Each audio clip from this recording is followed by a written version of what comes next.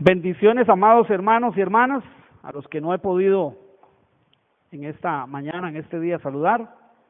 Les bendigo en el nombre del Señor. Y en este día vamos a comenzar una serie por 3 semanas.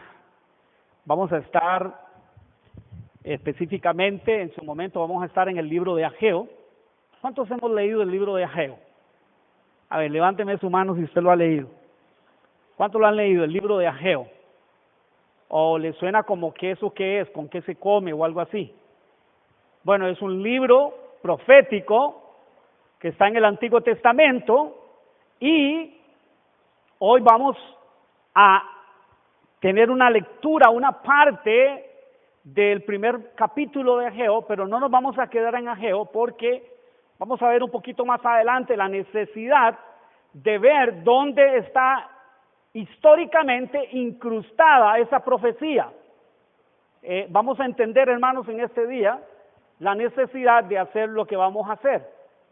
Y yo quisiera pedirle que usted me preste atención, porque creo que estas cosas que estoy diciendo son muy importantes para entender, y no solo entender esta predicación, esta palabra o de estas 3 semanas, sino ir entendiendo cómo estudiar la Biblia.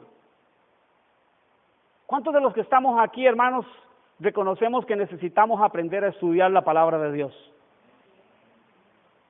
Yo no sé a usted, y creo que ahora nosotros, por la gracia de Dios, estamos tratando de enseñarles cómo estudiar correctamente la palabra de Dios. A mí por muchos años, hermanos, nadie nunca me enseñó cómo estudiar la palabra de Dios. Así es que yo la estudiaba, hermanos, a lo que caía. Simplemente leía y a veces creía entender lo que estaba leyendo, y hoy, algunos años después, me doy cuenta que no estaba entendiendo lo que la Biblia realmente decía. Pero bueno, vamos a comenzar una serie, hermanos. Ya tiene el libro de Ageo, capítulo 1, verso 1. Ahorita lo vamos a leer. Pero antes quiero decirle que vamos a empezar una serie que la vamos a llamar Meditad en vuestros caminos. Meditad en vuestros caminos es una expresión, es una frase, o son varias frases, es una expresión, es un concepto más bien, que vamos luego a ver ahí mismo donde vamos a leer. Y hoy yo quisiera que hiciéramos algo. Hoy vamos a hacer algo, hermano. Hoy vamos a meditar en los caminos de Israel. Y vamos a ver el contexto histórico. ¿Saben qué? Me detengo aquí de nuevo y le pido su atención, por favor. ¿Sabe que uno de los problemas al estudiar la Biblia que nosotros tenemos, yo me he dado cuenta, y lo digo por mi propia persona, es lo siguiente? Nosotros abrimos la Biblia, abrimos en un libro X, no sé, y sabe que nosotros no nos han enseñado a estudiar el contexto histórico. Y déjeme decirle algo, ¿qué importancia tiene el contexto histórico? Pero déjeme decirle algo, tiene una importancia muy, pero muy grande. Me gustó mucho lo que hizo mi hermana, ¿cómo es que se llama? La pastora Marlene ahora. Porque eso es que usted y yo agarremos el pasaje, que agarremos usted el libro, agarremos lo que estamos leyendo, y nos preguntemos primeramente, en primer lugar, ¿quién dice esto? ¿A quién se lo dice? ¿Y por qué se lo dice? Ese es entender el contexto histórico.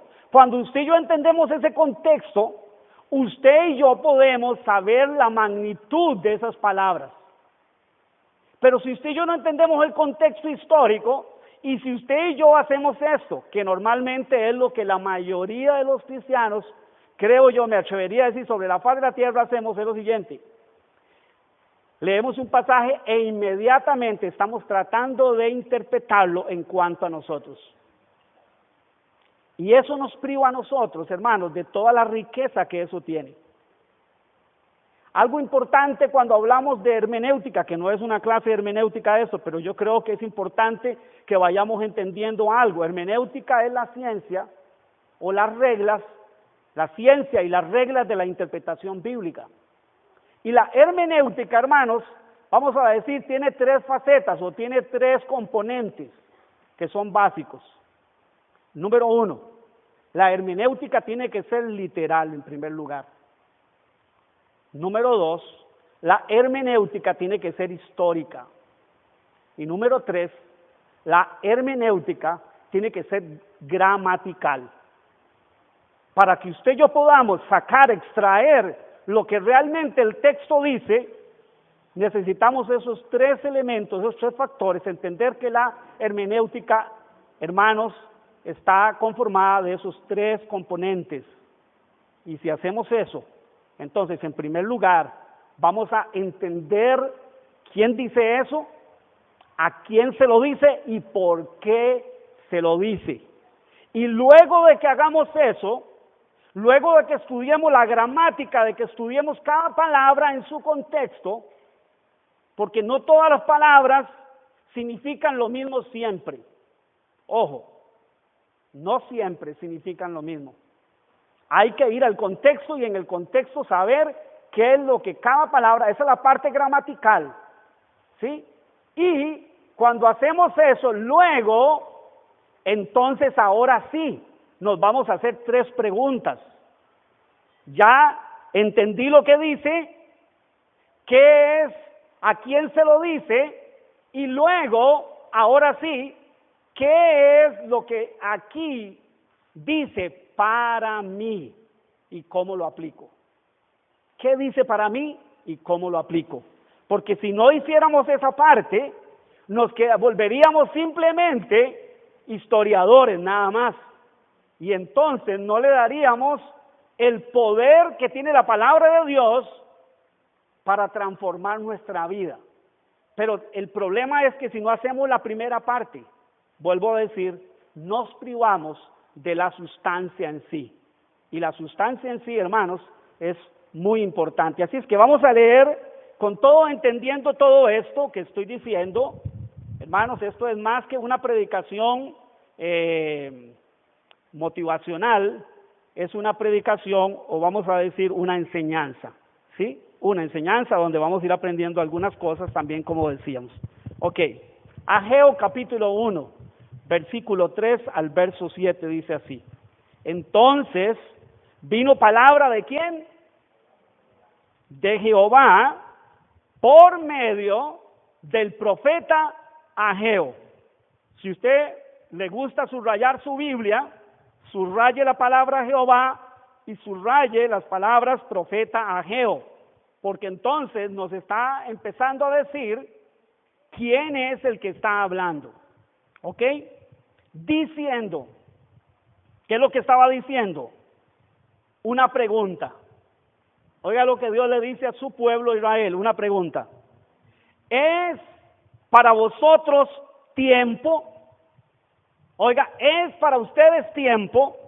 ¿Tiempo de qué? Para vosotros, dice, de habitar en vuestras casas, ¿cómo? Artesonadas. Luego vamos a ver todo eso. ¿Y esta casa está desierta? Es una pregunta. Dios dice a su pueblo Israel, a través del profeta Ageo, le hace una pregunta. ¿Es para vosotros tiempo, para vosotros de habitar en vuestras casas artesonadas, y esta casa está desierta? Pues así ha dicho ¿quién de nuevo? Jehová de los ejércitos. Quiere decir que el profeta Ageo era solo ¿qué? Lo que ya dijo antes, un medio, por medio, o sea, un medio solamente. Él es el profeta, él es un medio solamente, pero quien está hablando es Jehová de los ejércitos.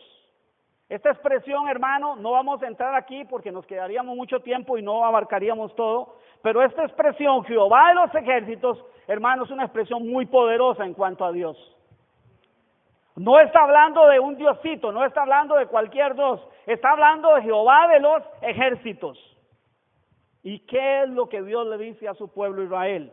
En la tribu de Benjamín y en la tribu de Judá. Y oiga como lo estoy diciendo, a Israel en la tribu de Judá y en la tribu de Benjamín, y luego vamos a hablar de eso.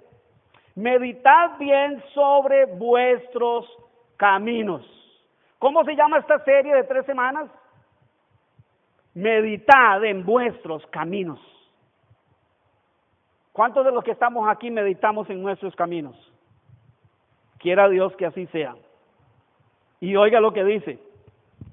Sembráis como mucho, ¿pero qué? Recogéis poco. Siembran mucho y recogen poco. Coméis y no os saciáis. Bebéis y no quedáis satisfechos. Os vestís y es como si no estuvieran vestidos y no os calentáis. Y el que trabaja a jornal recibe su jornal, ¿cómo?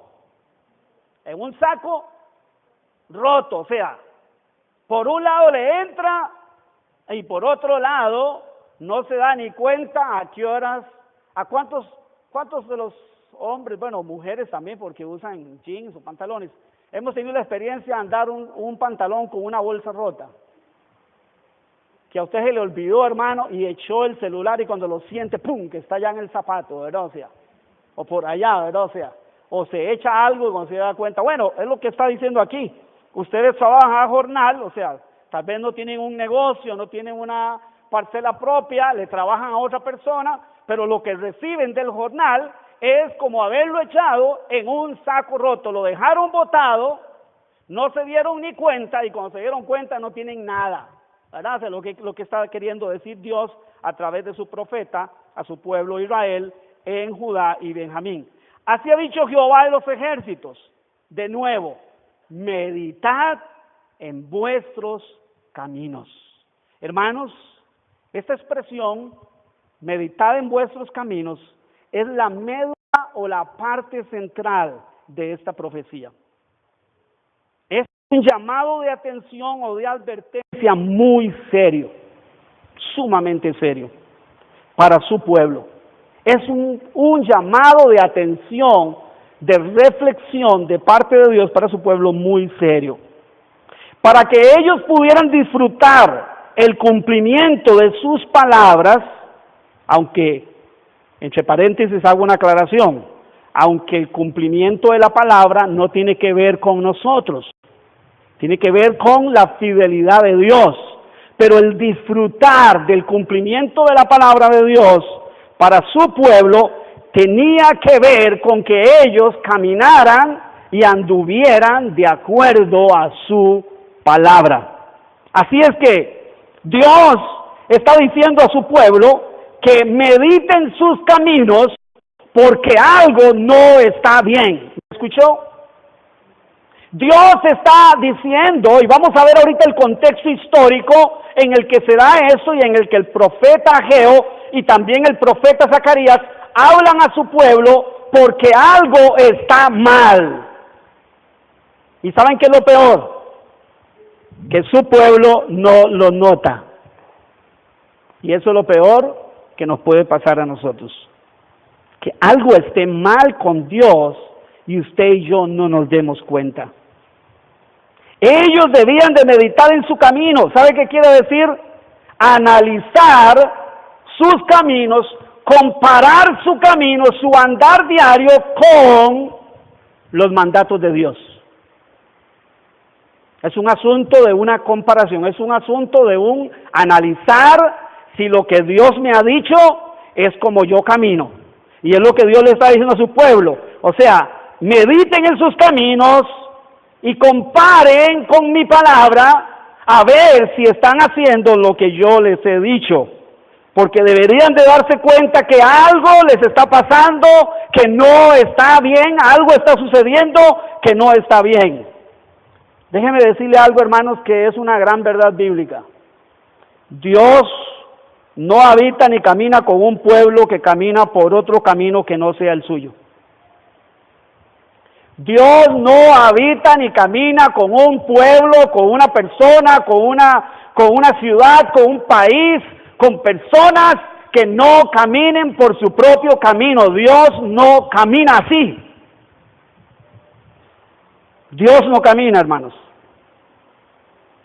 Esta serie está centrada en la profecía, como ya dijimos, del profeta Ageo. Como ya lo dije, por 3 semanas estaremos ahí.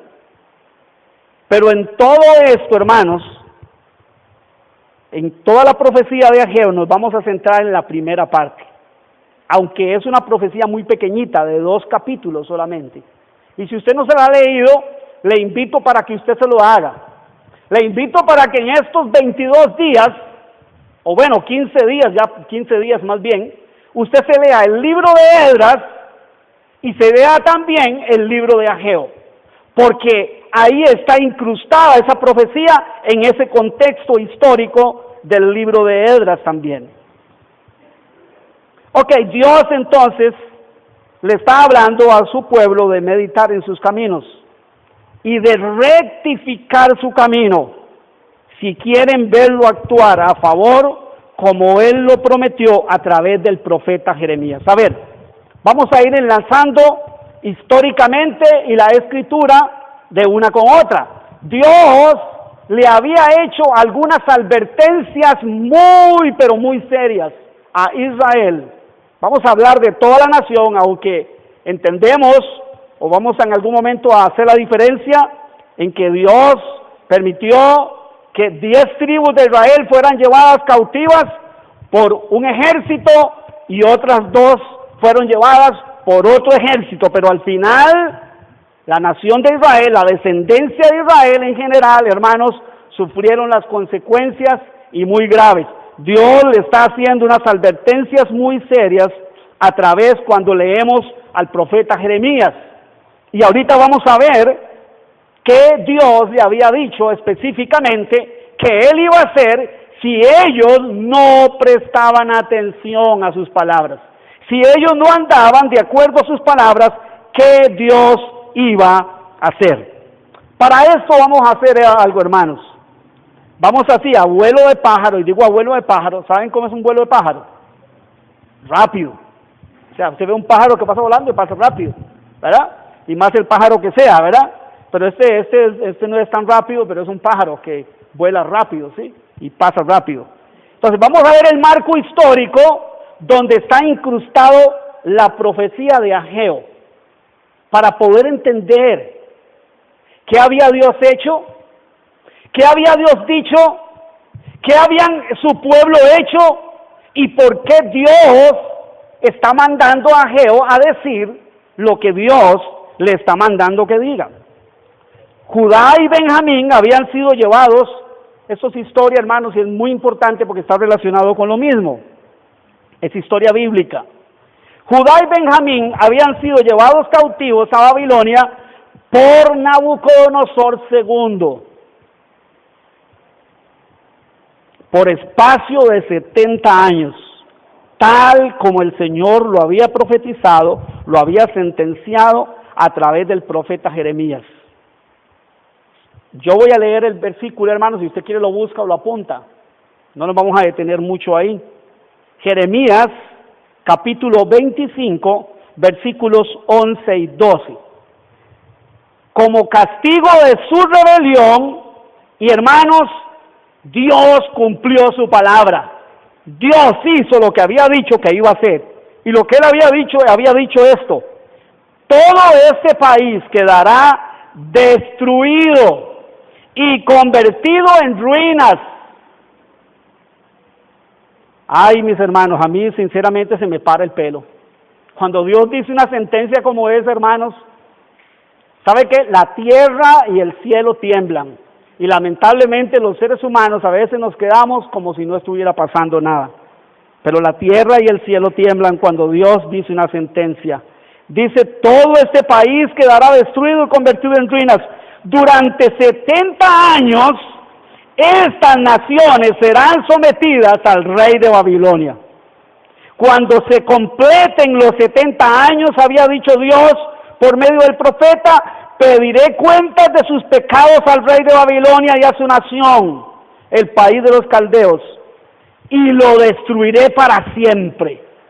Oye, yo, el Señor, lo afirmo. Yo, el Señor, pongo la firma que esto va a ser así.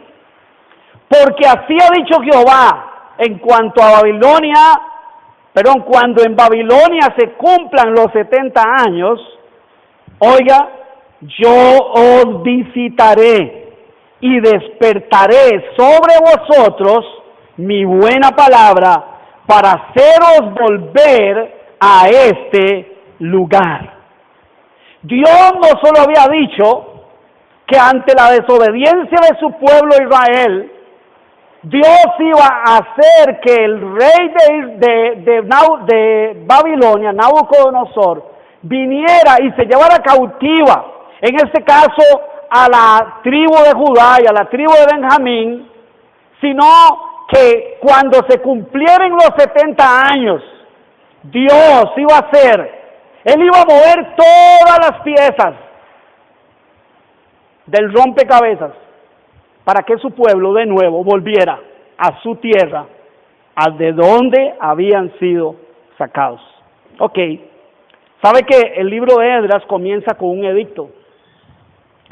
El edicto real de construir el templo y de todo lo mandado por el Señor en la ley de Moisés fue dado por medio de el rey Ciro, rey de Persia, en el año 559 antes de Cristo. Como parte del cumplimiento de esta palabra que Dios había dicho por medio del profeta Jeremías.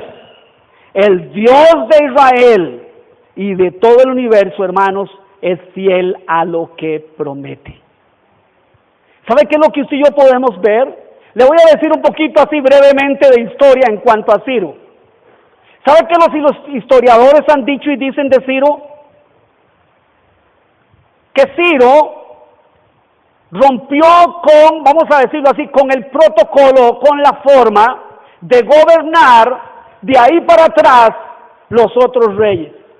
Nabucodonosor y los demás reyes y los demás imperios para atrás habían gobernado, habían conquistado y habían gobernado de una manera diferente. Pero ahora encontramos a un hombre llamado Ciro el Grande, por cuando leen la historia, Ciro el Grande es este hombre, que Dios es el que lo pone ahí, con su carácter, con su forma de ver las cosas, para cumplir de esa manera su palabra. Algunos historiadores han dicho que Ciro era una persona hasta cierto punto a veces permisiva con las religiones de los otros pueblos, permisivo y que reconocía a todos los dioses como dioses y reconocía a todas las religiones, no les imponía la religión babilónica, no les robaba de alguna manera su cultura religiosa, sino que permitía que estos pueblos fueran y vivieran en sus lugares y practicaran su religión y adoraran sus dioses. Eso es lo que los historiadores ven. Pero usted y yo, ¿qué es lo que vemos en la Biblia? Que aunque eso era así, Dios hizo que ese hombre llegara ahí porque él mismo, vamos a ver que él reconoce que fue Dios quien lo puso, porque la palabra de Dios debía de cumplirse. ¿Y sabe qué, hermanos? Cuando Dios hace que su palabra se cumpla, o para que su palabra se cumpla, Él acomoda todas las piezas, hermano, en su lugar, y Él hace que todo se cumpla. ¿Sí? Vamos entonces, entendiendo un poco eso que estamos diciendo, hermanos, vamos a ver entonces lo que el rey Ciro dice. Ok, al puro principio de su reinado, esto es parte, ya vamos a leer los versos ahí, pero al puro principio de su reinado dice que Dios despertó, eso quiere decir, despertó quiere decir que impulsó, motivó, puso un deseo fuerte en el corazón de este hombre de hacer lo que hizo y de promulgar un edicto en su reino en cuanto a Israel en la tribu de Benjamín y de Judá. Puso eso en el espíritu de Ciro. Fueron enviados a Jerusalén para construir el templo que Dios había mandado a reconstruir, y para esto vamos a encontrar, hermanos, que Dios también despertó el espíritu de un hombre llamado Zorobabel, o también vamos a encontrar cuando usted lea el libro de Esdras que se le llamaba Sesbazar. Sesbazar y Zorobabel, hermanos, es la misma persona, solo que llamado con diferente nombre. Este Zorobabel era nieto del rey Joaquín, o sea, era de la realeza, era de los príncipes. Fue nombrado como gobernador de Judá. Ahora sí, vamos a Esdras, capítulo 1, verso del 1 al 4, para que entonces vayamos viendo, hermanos, en el libro de Esdras, el contexto histórico donde está la profecía de Ageo.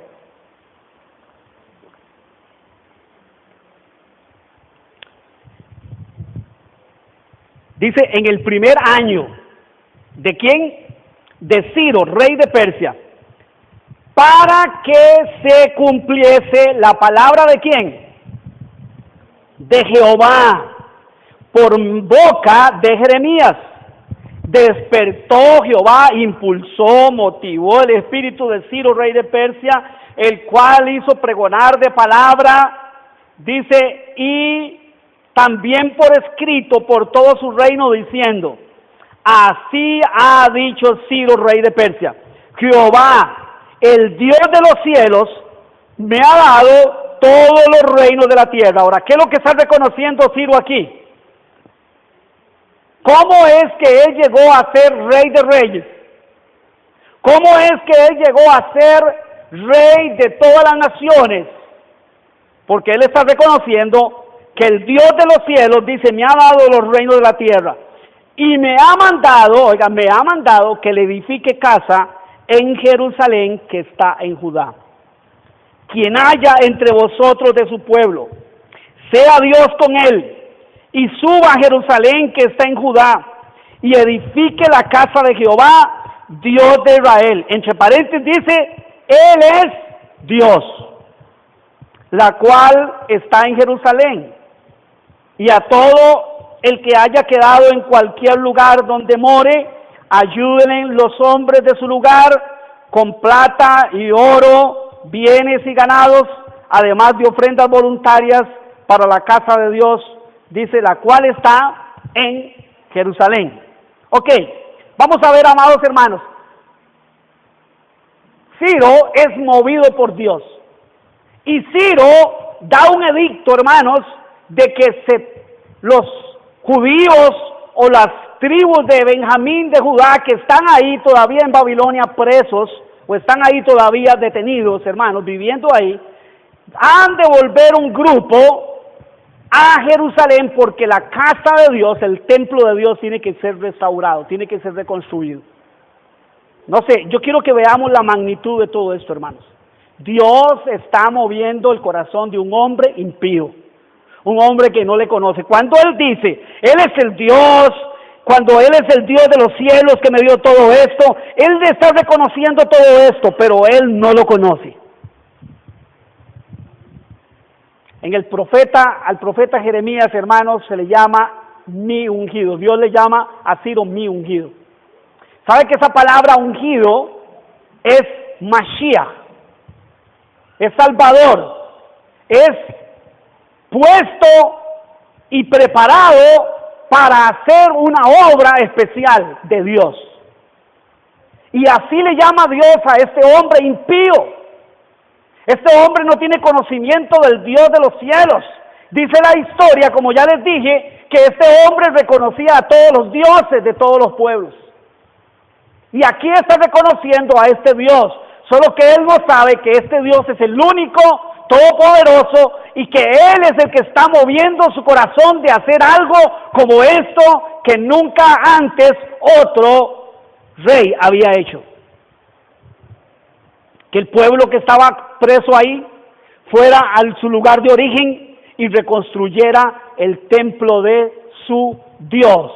Y no solo de esa manera, hermanos, vamos a ir viendo en la historia que Él al final dijo que todo lo que necesitaran iba a salir del tesoro del rey. O sea, en otras palabras, no solo los está mandando, no solo está nombrando a Zorobabel o Sesbazar como gobernador de Judá para que vaya y haga todo esto, sino que está diciendo que todo lo que necesiten el rey se los va a dar. No sé si estamos viendo, hermanos, lo grande y maravillosa que es la mano de Dios. Cuando Dios dice algo, Él mueve el universo entero y su palabra se lleva a cabo, hermanos. ¿Escuchó? Este es Dios. Este es al Dios que usted y yo servimos. Este es en el Dios que usted y yo, hermanos, creemos. Este mismo Dios. Y vamos a entender algunas lecciones para nosotros en este día al leer este contexto histórico. Entonces sigue diciendo, mis amados hermanos, lo primero que ellos reconstruyeron, no por casualidad, hermanos, fue el altar de sacrificio. ¿Cómo estaba el templo? El templo estaba totalmente destruido. El templo estaba caído, estaba en ruinas, sus puertas habían sido quemadas, Jerusalén había sido destruida, había sido, hermanos, hecha ruinas. El muro de Jerusalén había sido despedazado, había sido destruido, ahí no habitaba nadie, ahí solo había ruinas, hermanos. Entonces, suben a Jerusalén, Zorobabel, con aproximadamente 50,000 personas, más o menos. En el capítulo 2 del libro de Esdras encontramos toda la lista y la cantidad de personas, hermanos, por casa paterna que suben a Jerusalén con Zorobabel a reconstruir el templo. Y comienzan por el lugar de adoración. Comienzan por el lugar de intimidad, donde ellos llegaban a tener intimidad con Dios, el altar. Entonces vamos a leer una porción rápidamente de eso para que veamos. En Esdras capítulo 3, vamos a saltar del 1 al 3 rápidamente, del verso 1 al verso 6, dice así: cuando llegó el mes séptimo, estando los hijos de ¿quién? De Israel, entendiendo que cuando dice de Israel, está hablando de Judá, de Benjamín, pero que son de la descendencia y pertenecen a la promesa y al pacto que Dios le hizo a una nación llamada Israel. Y aunque hayan llevado todas las consecuencias que han llevado, el pacto de Dios sigue siendo el mismo, porque el llamado y los dones de Dios, mis amados hermanos, son irrevocables, aunque hayan sufrido todas esas consecuencias. Ya establecidos, dicen las ciudades, se juntó el pueblo como un solo hombre en Jerusalén. Entonces se levantaron Yeshua, hijo de Josadab, y sus hermanos, los sacerdotes. Josadab era el sumo sacerdote, Yeshua era el sumo sacerdote, y sus hermanos, los sacerdotes, y Zorobabel, hijo de Salatiel, y sus hermanos, y edificaron ¿qué?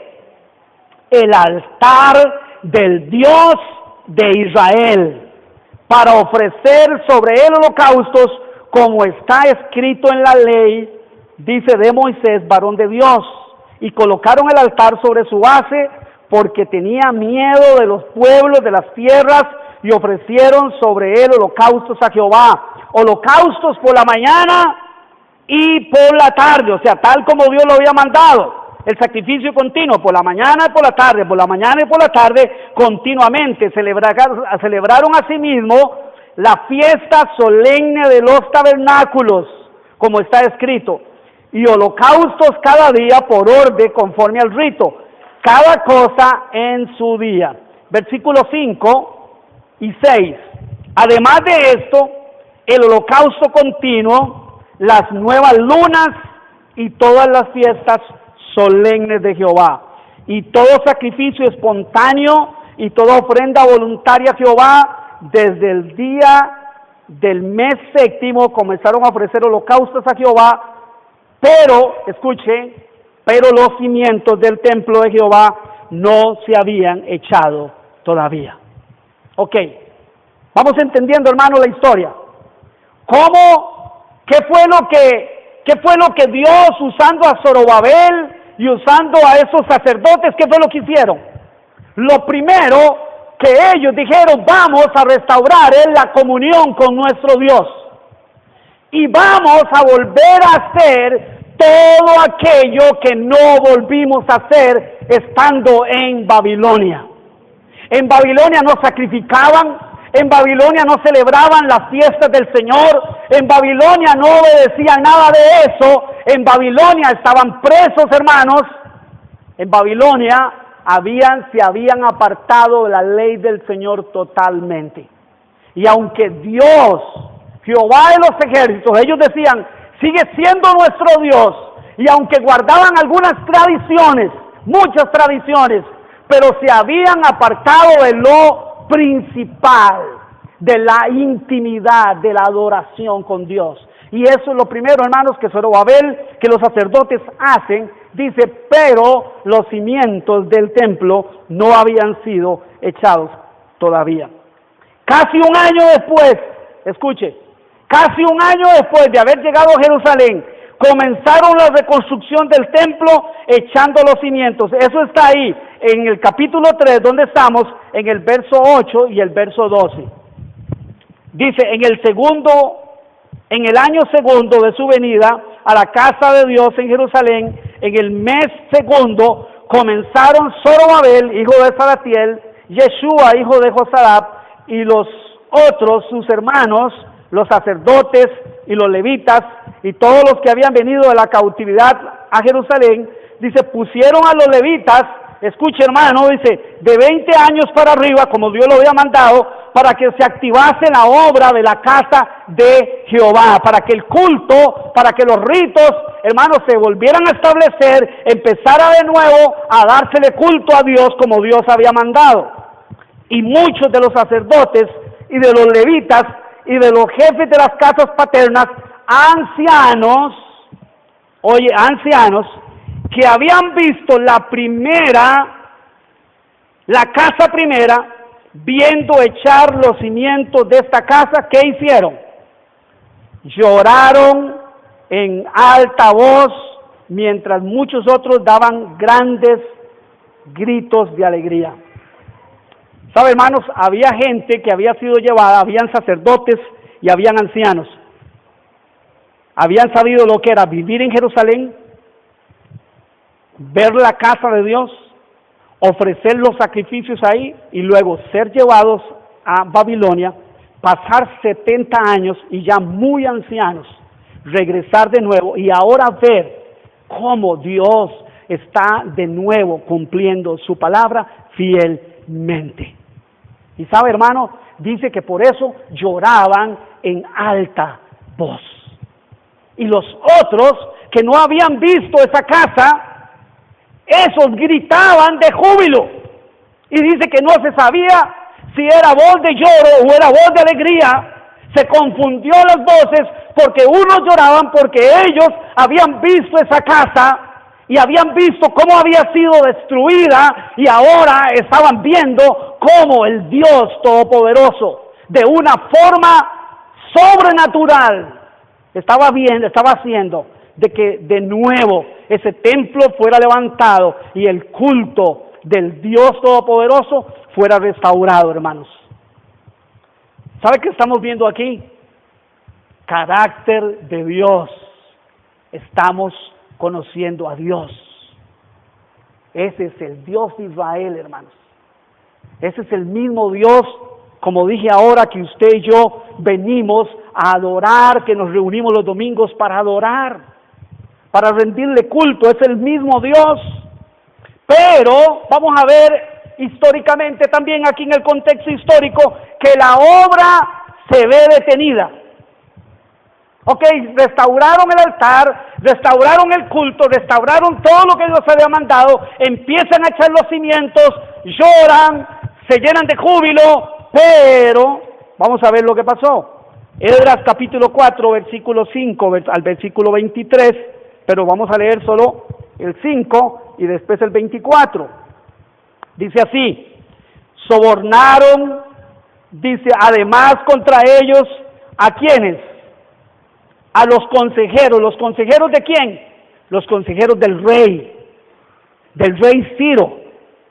del que había dado el edicto, del que había dicho, así se ha de hacer, ¿verdad? O sea, por mandato del rey Ciro, así se ha de hacer. Oiga lo que hicieron.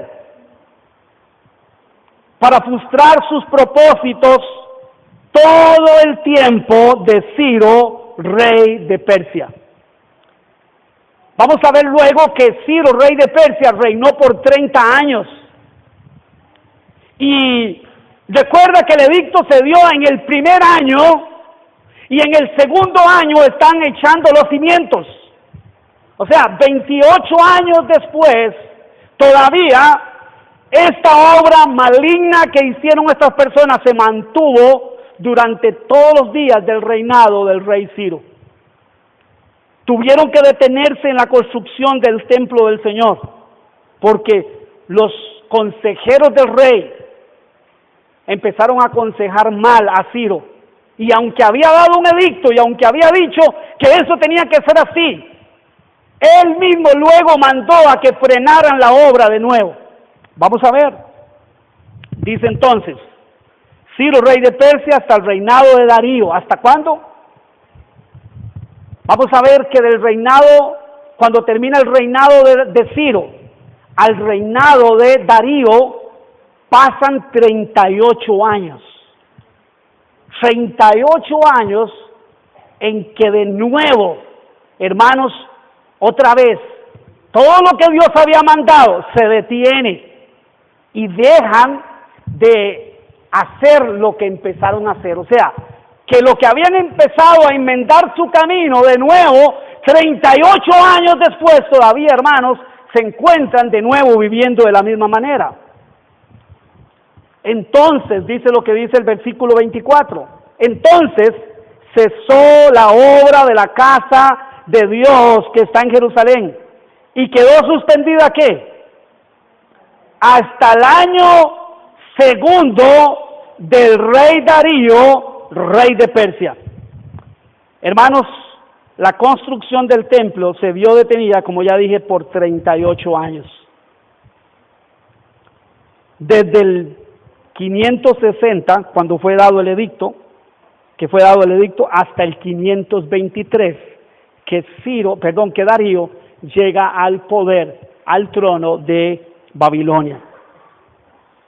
Esdras, capítulo 4, versículo 5, lo que acabamos de ver, vimos que todo esto se dio, ¿por qué? Por un soborno.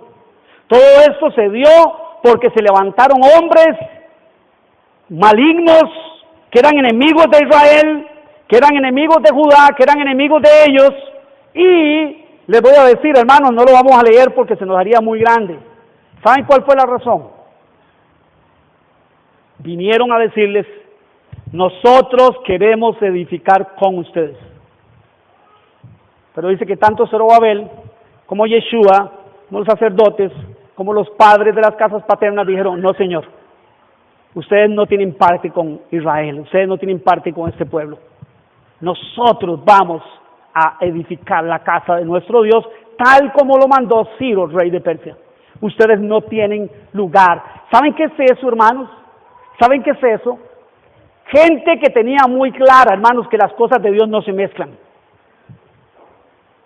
Zorobabel, Yeshua, estas personas que están siendo liberadas de Babilonia, mandadas por el mismo rey, tenían bien claro, vamos a ir a hacer las cosas, pero las vamos a ir a hacer bien hechas.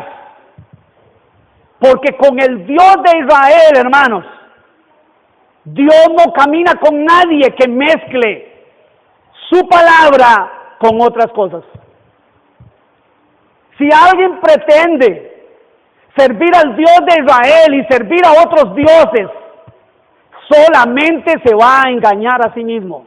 Y lo único que va a despertar es la ira de ese Dios celoso, que es severo, hermanos, con el pecado cuando no hay arrepentimiento. ¿Qué lección estamos aprendiendo aunque estamos hablando de Israel? Si vamos a hacer algo para Dios, tenemos que hacerlo de acuerdo al carácter de Dios. Si no, no nos metamos a hacer nada, porque lo único que vamos a hacer es despertar la ira de ese Dios santo y todopoderoso. ¿Y sabe qué es lo peor que vamos a ver luego? Que a veces hemos hecho enojar a Dios, hermanos, y no nos hemos dado cuenta que lo que nos está pasando es la ira de Dios que está contra nosotros. Y eso es lo que está pasando con Israel, hermanos, en los días de Ageo. Llegamos entonces al capítulo 5 de Esdras. Y en el capítulo 5, en medio de esta historia, de este marco histórico y de estos acontecimientos y de la manifestación de Dios, pero también viendo a este pueblo, hermanos, en la forma y en lo que volvió a caer, es donde entonces ahí está la profecía de Ageo. Entonces podemos entender por qué Dios manda a decir a través del profeta Ageo lo que le manda a decir a su pueblo Israel en Judá y Benjamín. Esdras capítulo 5 verso 1. Profetizaron Ageo, dice, y Zacarías, hijo de Ido, ambos profetas, a los judíos que estaban en Jerusalén, en Judá y en Jerusalén, en el nombre del Dios de Israel, quien estaba sobre ellos. Entonces se levantaron Zorobabel, hijo de Salatiel, y Yeshua, hijo de Josadap, y comenzaron a reedificar la casa de Dios que está en Jerusalén, y con ellos los profetas de Dios que les ayudaban. ¿Sabe cuándo es esto? 38 años después. Y es donde entonces está la palabra que ahora leímos. Y dice en el año segundo del rey Darío, en el mes séptimo, en el primer día del mes, vino palabra de Jehová por medio del profeta Ageo a Zorobabel, hijo de Salatiel, gobernador de Judá, y a Josué, hijo de Josadap, sumo sacerdote, diciendo, así ha hablado Jehová de los ejércitos, diciendo, este pueblo dice, este pueblo, Israel, Judá, Benjamín dice, este pueblo dice, no ha llegado aún el tiempo. ¿Cuánto tiempo había pasado? ¿Cuándo había dicho Dios que se tenía que edificar la casa y restaurar todas las cosas? ¿Cuándo? 38 años después. No, hermanos, Dios movió todas las piezas para que eso se hiciera inmediatamente una vez que se había cumplido la sentencia de los 70 años. Pero empezamos a entender, hermanos, lo que había en la mente y en el corazón de estas personas. Ellos dicen, todavía no es el tiempo. Todavía no es el tiempo. Este pueblo dice, no ha llegado aún el tiempo de la casa de Jehová sea reedificada. Entonces, ante esa conducta, ante ese pensamiento, ante esa actitud, entonces vino palabra de Jehová por medio del profeta Ageo diciendo, y aquí es donde viene la pregunta que Dios les hace, ¿es para vosotros tiempo, para vosotros de habitar en vuestras casas artesonadas? Dice, ¿y esta casa está desierta? Así ha dicho Jehová de los ejércitos, meditad bien sobre vuestros caminos, sembráis mucho y recogéis poco, coméis y no os saciáis, bebéis y no quedáis satisfechos, os vestís y no os calentáis, y el que trabaja jornal recibe su jornal en saco roto. Así ha dicho Jehová de los ejércitos, meditad de nuevo en vuestros caminos, subid al monte y traed madera y reedificad la casa, y pondré en ella mi voluntad y seré glorificado, ha dicho Jehová. Buscad mucho y halláis poco, y encerráis en casa y yo lo disiparé de un soplo. ¿Por qué? Dice el Señor. Pregúntense, ¿por qué? ¿Por qué esta sentencia? ¿Por qué habla de esta manera tan fuerte contra nosotros? ¿Por qué? Dice Jehová de los ejércitos, por cuanto mi casa está como, y lleva ya 38 años de estar desierta, igual que los 70 años. Y ustedes están viviendo para ustedes mismos. Y se les ha olvidado la palabra que yo he dado. Y se les ha olvidado quién soy yo. Y que conmigo no se juega. ¿Sabe, hermanos? Y sigue diciendo, por esto se detuvo, oiga, por esto. se detuvo de los cielos sobre vosotros la lluvia, y la tierra detuvo sus frutos. Llamé, oiga, dice Dios, llamé la sequía sobre esta tierra y sobre los montes, sobre el trigo, sobre el vino, sobre el aceite y sobre todo lo que la tierra produce, sobre los hombres y sobre las bestias y sobre todo trabajo de manos. Y oyó Zorobabel, Salatiel, hijo de Salatiel, y Josué, hijo de Josadab, sumo sacerdote, y todo el resto del pueblo, la voz de Jehová su Dios y las palabras del profeta Geo, como lo había enviado Jehová su Dios, y temió, ¿escuchó? Y temió el pueblo delante de Jehová. ¿Sabe qué era lo que este pueblo había perdido? 38 años, más 70 años. ¿Sabe qué es lo que este pueblo había perdido? El temor de su Dios. Habían dejado de conocer a su Dios, habían dejado de conocerle. Y dice que el espíritu de Josué, hijo de Josadab, sumo sacerdote, y el espíritu de todo el resto del pueblo vinieron y trabajaron en la casa de Jehová de los ejércitos su Dios, en el día 24 del mes sexto, en el segundo año del rey Darío. ¿Saben, mis amados hermanos y hermanas? Los judíos o el pueblo de Israel en Judá y en Benjamín se habían desentendido de los mandatos del Señor, de construir el altar, del templo, de todo lo mandado en la ley del Señor por Moisés, porque el corazón de ellos, hermanos, no estaba caminando de acuerdo al camino del Señor. Por eso Dios le manda a decir a través del profeta Geo, ahí donde está incrustada la profecía de Geo, ahí en ese contexto histórico, ahí hermanos, donde está sucediendo eso, ahí donde ha pasado todo eso, donde está la palabra de Dios de advertencia, una palabra, hermanos, fuerte a su pueblo, para que su pueblo, hermanos, empiece a meditar en sus caminos y se den cuenta de algunas cosas. ¿Sabe que el pecado de Israel, hermanos, en Judá y Benjamín, en primer lugar, hermanos, fue que ellos cambiaron sus prioridades? Cambiaron sus prioridades. Y decían, este no es el no es el tiempo para estar edificando la casa del Señor. Este no es el templo, no es el tiempo para estar ofreciendo los sacrificios del Señor. Este no es el tiempo para estar celebrando las fiestas del Señor. Este no es el tiempo. Este es el tiempo para nosotros. Solo pensemos como seres humanos que somos, pensemos lo que ellos posiblemente estaban pensando. Tenemos 70 años de estar prisioneros en Babilonia. Allá nuestras tierras al final ya no eran nuestras tierras. Era una cultura que no era nuestra cultura. Éramos un pueblo extraño en medio de otro pueblo. Ahora estamos de nuevo en nuestra tierra. Ahora nos vamos a dedicar a construir casas lujosas, porque una casa artesonada quiere decir una casa enmaderada por dentro, una casa muy fina, una casa lujosa. No solo simplemente una casa de piedra, sino una casa artesonada, una casa con madera por dentro, madera fina por dentro. Y ellos creían que en ese tiempo, hermanos, era para eso, no era para hacer la casa del Señor. ¿Sabe que el primer pecado de Israel fue ese, hermanos? La prioridad. Sus prioridades fueron invertidas. Ahora pregunto, hermanos, ¿qué es lo que Israel había visto en Dios? ¿Qué era lo que había visto? A un Dios fiel.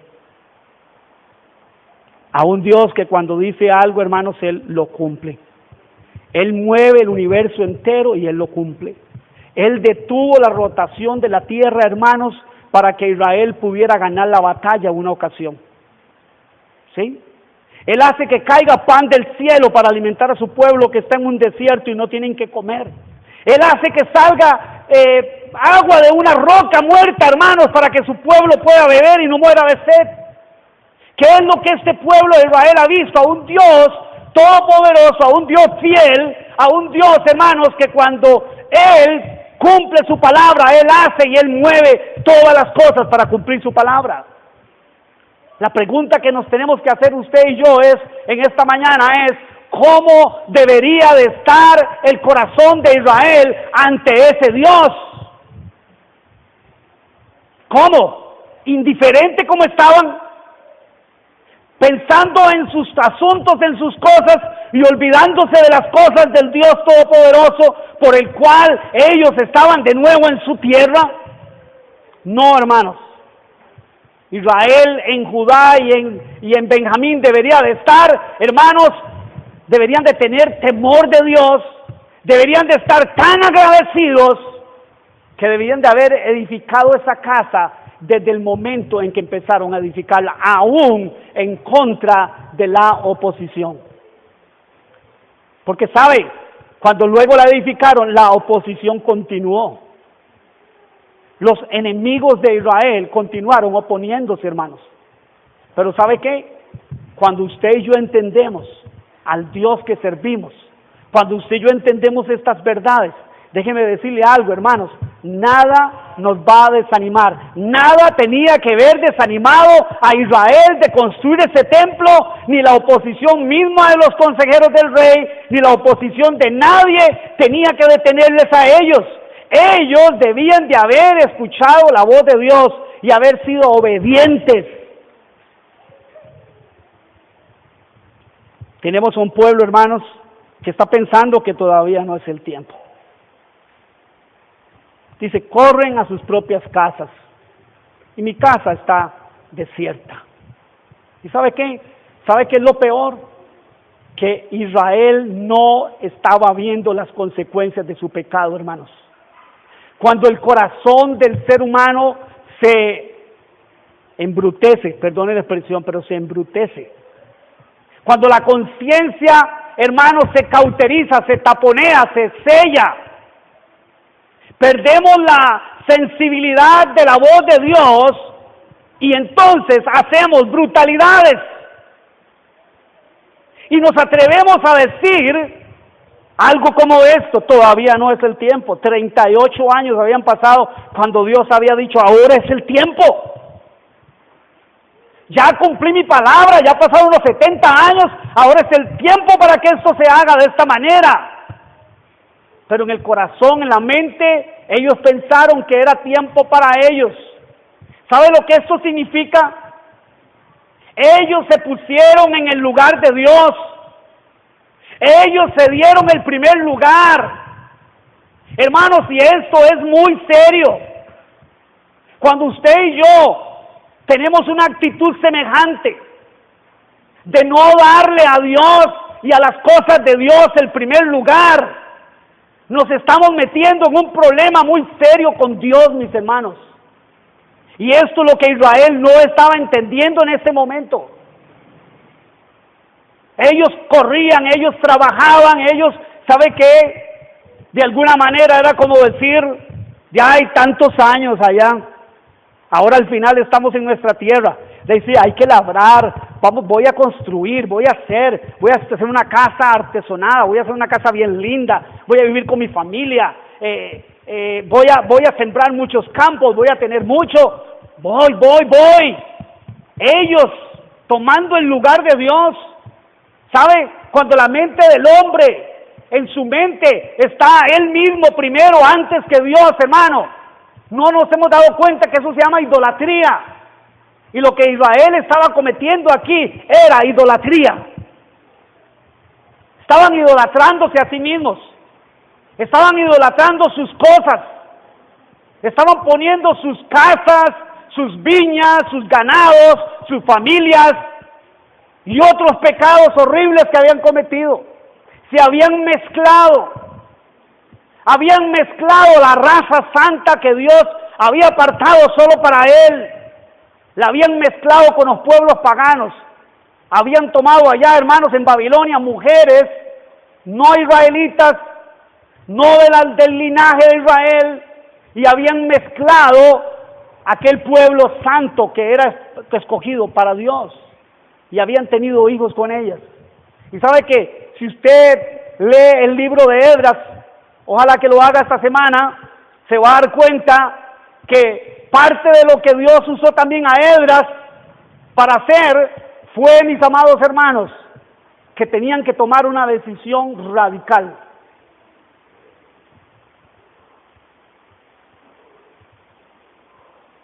Tener un Dios como nuestro Dios, hermanos, nos lleva a tomar decisiones radicales. ¿Y sabe qué hicieron?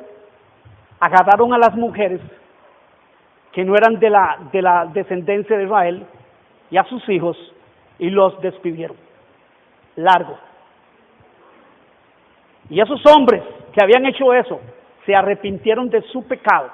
Pero ¿sabe que arrepentirse del pecado, hermanos, no es seguir viviendo igual? ¿Sabe que arrepentirse del pecado no es sentirse mal solamente? Por supuesto que tenemos que sentirnos mal cuando hemos ofendido al Señor. Pero si usted y yo decimos que nos hemos arrepentido y seguimos viviendo igual, eso simplemente lo que dice es que eso es una farsa, hermanos. Nosotros no nos hemos arrepentido. Israel no se había arrepentido hasta ahí. Habían tomado mujeres que no eran de las que Dios había mandado a tomar. Habían entonces violado el pacto de Dios. ¿Y sabe qué dice Esdras y el pueblo? Ahora, dice, ahora vamos a despedir a estas mujeres.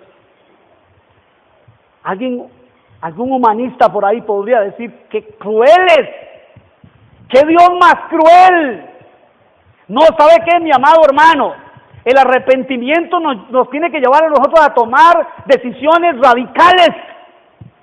Ya basta de un cristianismo mediocre donde nosotros hacemos las cosas a como a nosotros nos parecen, mis amados hermanos. Eso es antibíblico 100%. Sí, estoy muy arrepentido, pero me quedo viviendo como estoy. Eso no es arrepentimiento, mis amados hermanos. Arrepentimiento es decir, ok, ¿qué es lo que Dios dice que tengo que hacer? No es si me gusta o no me gusta. Olvidémonos de esa mentira, de esa farsa, hermanos. ¿Sabe que Israel en ese momento entendió que ahí no se trataba de lo que ellos querían o no querían? Era de lo que ellos habían violado. Ellos habían violado el pacto de Dios. Ellos habían hecho lo que Dios les había mandado desde un principio a decir: no tomaréis pues mujeres de sus pueblos, no sea que los arrastren tras la idolatría y los hagan pecar contra mí. ¿Y saben? Empezaron a agarrar a esas mujeres con sus niños y los despidieron. Lejos de nosotros.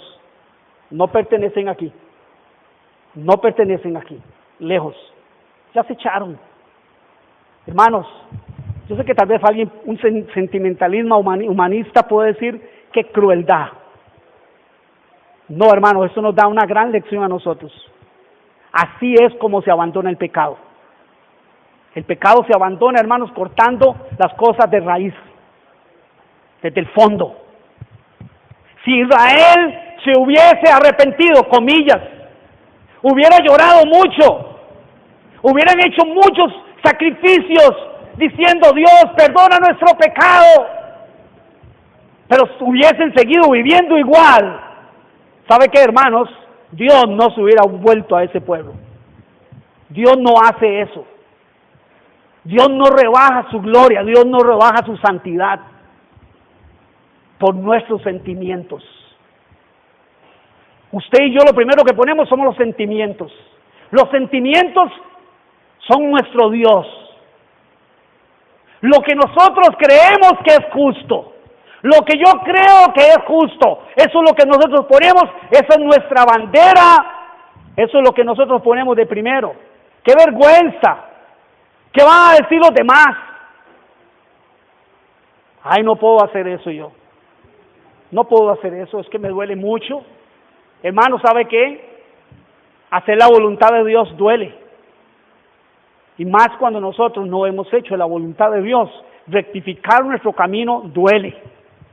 Pero es el único camino, hermanos. Oiga bien, es el único camino, el único. No hay otro. No se engañe. No se engañen. No deje que pensamientos humanos le engañen. No deje que la voz del diablo le engañe. No escuche su propio corazón, escuche la voz de Dios. ¿Sabe? Israel tuvo que hacer eso. ¿Sabe que leemos en la historia bíblica cuando en la historia que leyó la pastora Marlene ahora? ¿Sabe que a partir de ahí encontramos en la historia bíblica que los padres tuvieron que matar a sus propios hijos y a sus propias mujeres? A sus propios hijos tuvieron que matar, porque esos habían pecado contra Dios. Y en ese momento eran anatema a Dios, eran abominables delante de Dios. Y eso había que resarcirlo, había que arreglarlo desde la raíz, hermano. No con paños tibios. ¿Sabe que una de las quejas contra los profetas falsos de Dios, bueno, no eran de Dios, pero profetas falsos que se decían ser profetas de Dios, era que ellos remendaban las paredes con parches? Y para eso usted y yo somos expertos, hermanos. Voy a arreglar mi asunto con Dios y pongo un parche. Y esa suciedad que está ahí, y esa pudrición que está ahí, que Dios aborrece, ¿qué? La vamos a dejar ahí y cree que Dios se va a sentir tan impresionado porque usted y yo pusimos un parche encima, porque hicimos una laraca, lloramos un poco, gemimos un poco, y ya Dios se impresionó y dijo, bueno, de ahí no se ha arrepentido, pero pobrecito mi hijito. Ese no es el Dios de la Biblia, hermanos. No nos engañemos. Ese no es el Dios de la Biblia, ese no es el Dios de Israel, ese no es el Dios de la historia, ese no es el Dios de la Biblia, hermano. El Dios de la Biblia es veraz, el Dios de la Biblia, hermanos, es severo con el pecado. Dios dice, esto yo lo aborrezco, y eso Él lo aborrece y Él no lo va a tolerar nunca. Aunque usted y yo nos hagamos hermanos de la vista gorda. ¿Y sabe qué le estaba pasando a la nación de Israel? Lo que leímos. Había venido sequía, estaban viviendo tiempos, hermanos, muy, pero muy malos. ¿Ok? Pusieron la agricultura en primer lugar, los campos. No construyen mi casa, no me edifican mi casa, no me edifican, no me dan sacrificios, no celebran mis fiestas, no atienden a mi voz, se van a sus campos, se van a sus casas. Ok, eso es mi enemigo entonces. Venga sequía sobre esos campos. ¿Y sabe qué, hermanos? Dice que el que trabajaba jornal, el que trabajaba para otros, como ya lo dijimos, hermanos, recibía la paga en bolsa o en saco roto. Le echaban la paga, hermanos, y cuando llegaba a su casa no tenía nada. Se mataba día y noche trabajando en el campo. ¿Y sabe qué? Y a la hora de la hora, hermanos, no recogía casi nada. Pregunto, ¿eso fue para lo cual Dios llevó a Israel a esa tierra? ¿Qué fue lo que Dios prometió desde antes? Que esa tierra fluía leche y miel. Que esa era una tierra, hermanos, fértil. Una tierra que producía gran cantidad, como no se daba en toda esa geografía, en todo ese lugar. No se producía, hermanos, como en ese lugar. Y hasta el día de hoy no se produce como en ese lugar. Porque esa es la tierra que Dios escogió, donde fluye leche y miel. Donde la abundancia, hermanos, en cuanto a la ganadería, era tanta que era como si la leche saliera de la tierra. Había tanta miel, había tantos alimentos o tantas frutas que producían miel, que era como si de la tierra brotara la miel. ¿Sí? Pero ahora Dios le dice a su pueblo,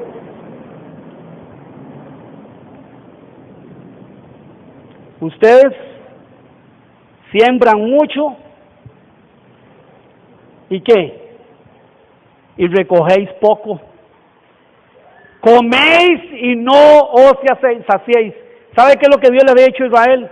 Ustedes comerán y se saciarán. Y ahora la mano de Dios está contra ellos.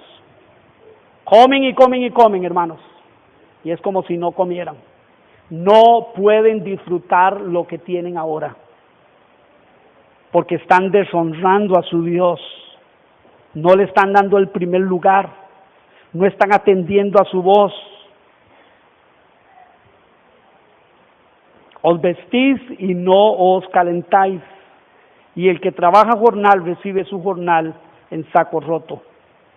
Buscáis mucho y halláis poco. Y encerráis en casa, o sea, almacenan en su casa, y yo lo disiparé de un soplo. ¿Por qué? Dice Jehová de los ejércitos, por cuanto mi casa está desierta, y cada uno de vosotros corre a su propia casa. Por eso se detuvo tiempo pasado. No es que va a pasar, no, es que por eso es que les está pasando lo que les está pasando. Por eso se detuvo de los cielos sobre vosotros la lluvia, y la tierra detuvo sus frutos. Por eso esas malas cosechas que están teniendo, y por eso esta sequía que está sobre esta tierra, y sobre los montes, sobre el trigo, sobre el vino, sobre el aceite, sobre todo lo que la tierra produce, sobre los hombres y sobre las bestias, y sobre todo el trabajo de sus manos. Yo no bendigo ese trabajo de sus manos así. Es lo que Dios le está diciendo a su pueblo. Ahora se están dando cuenta por qué les ha pasado todo lo que les ha pasado. Ahora se dan cuenta por qué es que están en la condición en que están. ¿Y saben qué es lo peor, hermanos? Que ellos no se daban cuenta. No se daban cuenta. Porque sus corazones estaban endurecidos. Porque sus ojos estaban ciegos. Porque la mano de Dios ahora no estaba para bendecirlos. Estaba para maldecirlos. Estaba para traer ruina. El mismo Dios que los había arruinado, el mismo Dios que los había llevado hechos una ruina ya, es el mismo que ahora los está arruinando, el mismo que ahora está haciendo que todo su esfuerzo valga nada.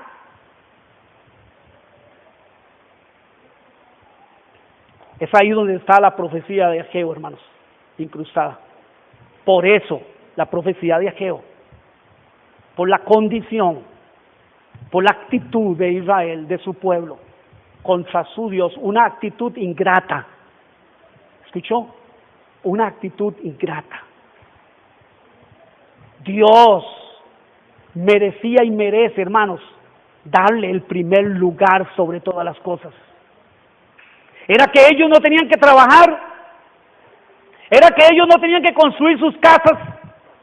¿Era acaso que ellos no tenían que comer y calentarse y hacer todo lo que Dios dice que ellos estaban haciendo? Por supuesto que sí, pero teniendo en su corazón bien claro que Dios es primero. Y si ellos no estaban obedeciendo a Dios y dándole el primer lugar a Dios, todo lo que ellos hicieran era nada delante de ellos. Se convertía en nada. Y eso es lo que pasa, mis amados hermanos. ¿Saben? Te pido por un momento que me dé su atención de nuevo, por favor. Este Dios es el mismo Dios. Dios es severo con el pecado. Dios es celoso con su nombre. Dios no arregla, hermanos, no acepta arreglos a medias. Si usted y yo, hermanos, estamos mal delante de Dios, yo le voy a pedir en esta mañana, por favor, que después de semejante lección, usted y yo entendamos que este es nuestro Dios, este es nuestro Dios, y que de la manera en que Él se comportó con su pueblo Israel, de esa misma manera se comporta con usted y conmigo. Él no ha cambiado, ni va a cambiar nunca. Y si Dios no le aceptó a su pueblo eso, hermanos, Él no lo va a aceptar de usted y de mí, llámese quien se llame, hermanos, como se llame. No le aceptó a Moisés y a Aarón que no honraran su nombre. No se los aceptó. Y sufrieron las consecuencias. E Israel no reconoció al Señor en sus caminos. Y por eso Dios le dice, meditad en vuestros caminos, comparen sus caminos con los míos, porque yo se los he dado claramente. Y si sus caminos no calzan con los míos, sepan que están en graves problemas. Y por eso se apartó de sobre ustedes la lluvia, por eso es la miseria que están viviendo. Por eso es que le está pasando lo que le está pasando a Israel. Por eso es que incluso sus enemigos pudieron prosperar contra ustedes. Pero si ustedes hicieran lo que yo mando, sus enemigos, al igual que siempre, sus enemigos serían vencidos. Vamos a orar, hermanos, la próxima semana. Vamos a examinar nuestros caminos. Hoy examinamos los caminos de Israel. Hoy vimos y conocimos el carácter de Dios, ¿sí? Pero vimos también el carácter de Israel. La próxima semana, hermanos, en esta misma profecía, con estas mismas palabras, nos vamos a sentar aquí y vamos a analizar nuestros caminos.